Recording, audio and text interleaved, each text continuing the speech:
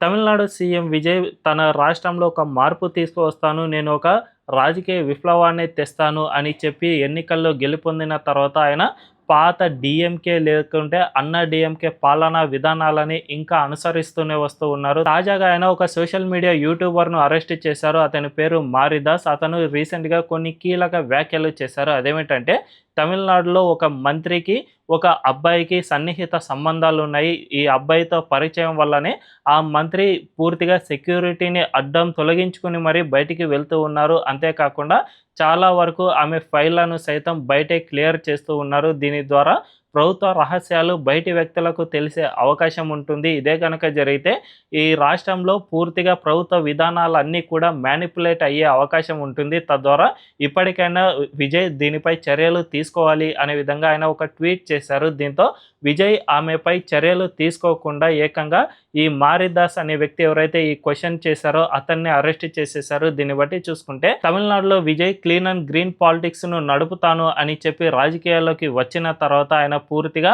పాత విధానాలని అనుసరిస్తూ వస్తూ ఉన్నారు. ఇప్పుడు ఇండి కూటమి పార్టీలు ఓటమి పాలు కావడానికి సైతం ఇదే ప్రధాన కారణం అని చెప్పుకోవచ్చు. కనీసం ఒక యూట్యూబర్ను సైతం ఈయన బేర్ చేయలేకపోయారు అంటే భవిష్యత్తులో ఈయన పాలన ఎంత అధ్వానంగా ఉంటుందో దీన్ని బట్టే అర్థమవుతుంది.